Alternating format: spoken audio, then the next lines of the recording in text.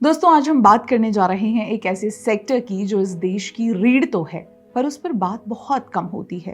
कारण शायद ये है कि ये सेक्टर बातचीत और नैरेटिव के लिहाज से फैंसी सेक्टर नहीं है और ये सेक्टर है भारतीय कृषि।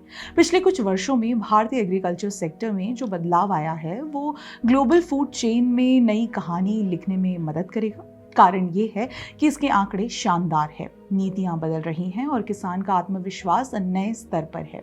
लेकिन इस वीडियो में हम सिर्फ नंबर्स नहीं गिनेंगे, हम समझेंगे कि ये नंबर्स बनते कैसे हैं और ज़मीन पर इनका मतलब क्या है। तो शुरू करते हैं सबसे ताज़े डेटा से।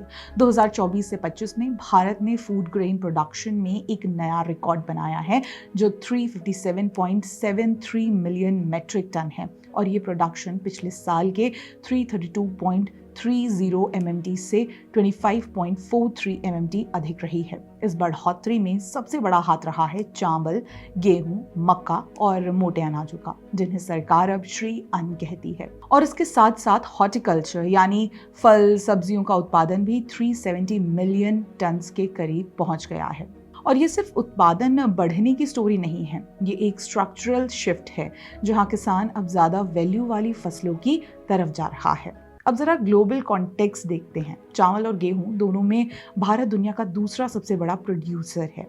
पल्सेस में नंबर 1, मिलेट्स में नंबर 1, ड्राई अनियन में number 1, spices, coffee, tea, coconut, इन सब में भी भारत टॉप प्रोड्यूसर्स में से एक है और इसका असर निर्यात पर भी दिखता है। एग्रीकल्चरल एक्सपोर्ट्स पिछले 5 सालों में काफ़ी बढ़े हैं और सबसे अच्छी बात यह है कि अब हम सिर्फ कच्चा माल नहीं बेच रहे हैं, प्रोसेस्ड फूड का हिस्सा भी लगातार बढ़ रहा है, यानी वैल्यू एडिशन हो रही है।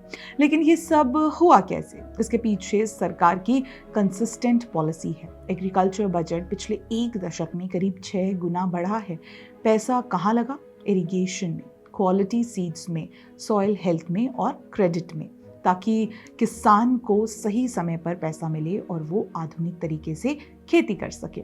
अब किसान की इनकम और सिक्योरिटी की बात करते हैं। एमएसपी अब 22 फसलों पर ग्रांटेड है। पीएम किसान के तहत करोड़ों किसानों के खाते में सीधे पैसे गए हैं। फसल बीमा ने किसान को नेचुरल डिजास्टर्स और बाजार के उतार चढ़ाव से बचाने का काम किया है। ये एक सेफ्टी नेट है जो किसान को रिस्क लेने की हिम्मत देता है और इसी कॉन्फिडेंस का नतीजा हमें एक और जगह दिखा, ट्रैक्टर और फार्म इक्विपमेंट की बिक्री में। हमने पिछले के अपने एक वीडियो में यही बात कही थी जब फरवरी 2026 के ट्रैक्टर सेल्स नंबरिंग आए थे।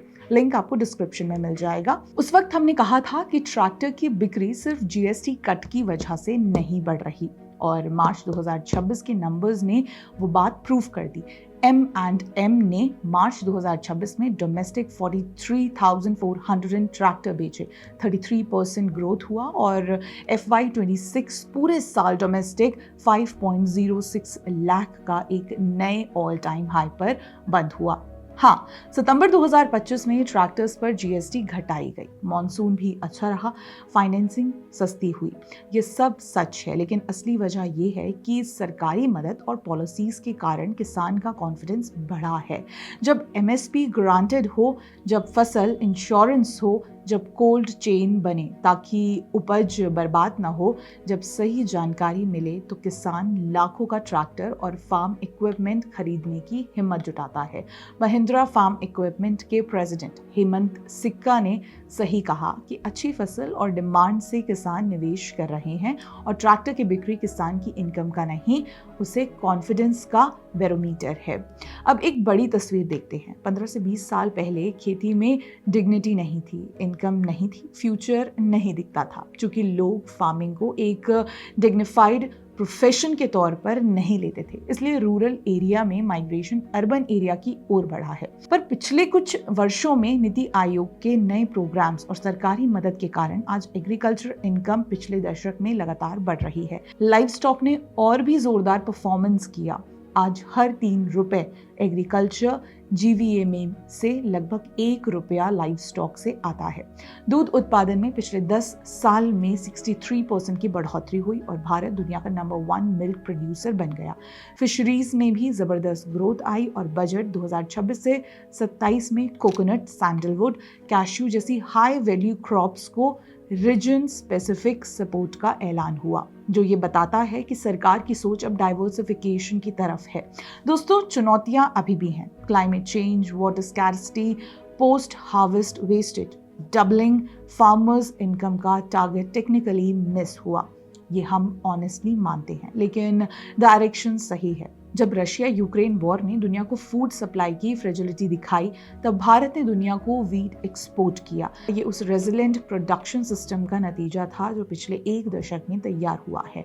86% छोटे और सीमांत किसानों वाले इस देश में एग्रीकल्चर को प्रॉफिटेबल और सस्टेनेबल बनाना, यही भारत का असली मिशन है। और नंबर बता रहे हैं कि यह मिशन धीरे धीरे काम कर रहा है। तो अगली बार जब आप थाली में खाना देखें, एक पल उस किसान को याद करें जो अब बदल रहा है, आगे बढ़ रहा है, और देश भी उसके साथ बढ़ रहा है। और हाँ, वीडियो अच्छी लगे तो लाइक और शेयर करिए। ट्रैक्टर वाली पुरानी वीडियो का लिंक डिस्क्रिप्शन में है, जरूर देखिएगा। मिलते हैं अगले वीडियो में, तब तक के लिए नमस्कार।